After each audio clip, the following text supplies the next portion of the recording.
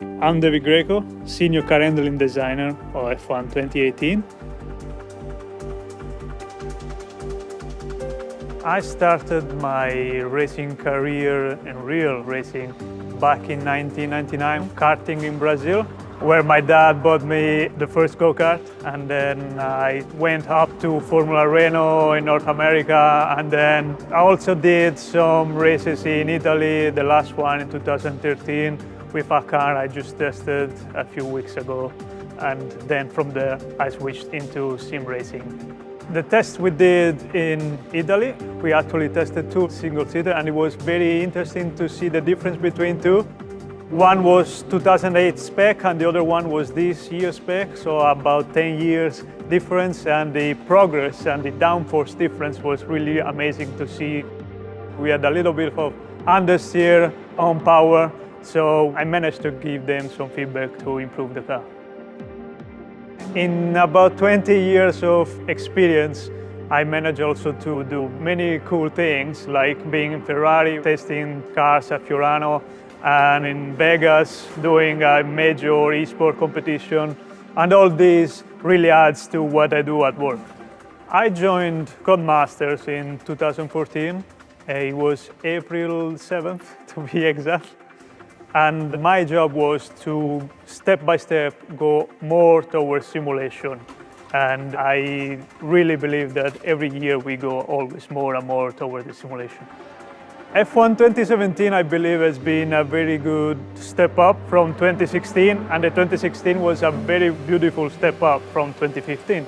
But I believe 2018 is a massive step up because we introduced so many more simulation aspects that I believe will be very well received by all the players. To choose which one is the most important, most advanced, it's quite hard, but I would say probably the system how we simulate the tire temperature.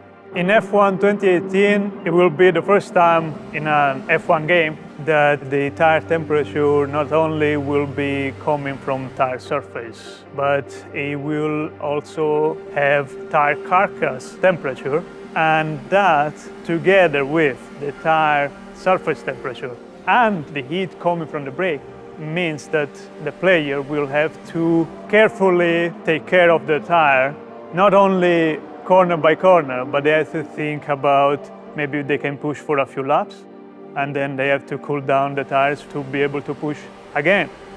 On some of the tracks, they will be very difficult to get the temperature. So all this becomes much more tactical for the player. Now the drivers have three different ways to approach a race. The first one will be all attack, so you go very fast the first laps. But obviously the side effect is that mid to end of the race, you will suffer from tire overheating. The other one is to be consistent, be as nice as possible but push, so that you can keep the tires on very good temperature range for the entire stint.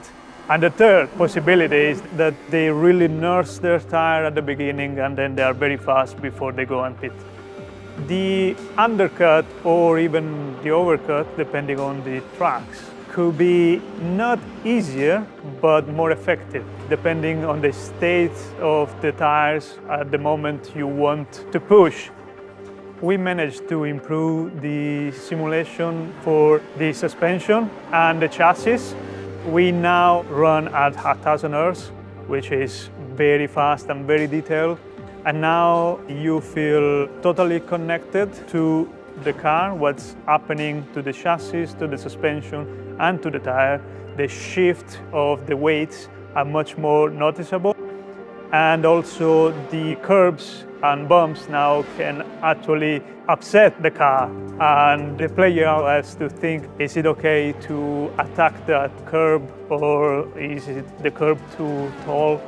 The force feedback, you feel not only the tire, but you feel the whole steering column and the dampening that is around the steering column, because the suspension has improved and the chassis and everything around is improved. Therefore, if you go on a curb and you have a double bounce or three bounce, you actually feel the three bounces on the wheel, something that before we wouldn't be able to feel.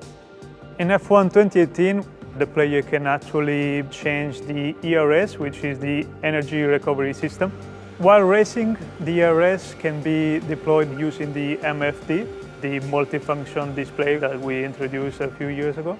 Just like changing the fuel mixture, you can actually change the deployment mode of the ERS. On the OSD and on the steering wheel, you can actually see the level of the energy that you have by a bar and also a number that tells you how much battery you have. And then you have the deployment bar, so how much you are deploying and how much you can deploy per lap. And harvesting, the same thing as deployment, but how much you are harvesting and how much you can harvest per lap. It will introduce a key element of tactic to the whole game, because you might end up in a situation where you have to defend, or maybe somebody in front of you makes a mistake and it's your time to overtake, or you want to do an overcut, but you were using too much energy and you don't have enough energy to do those 2-3 laps before you go into the pits. And therefore, all this becomes much more tactical for the player, and it will give us very, very interesting races.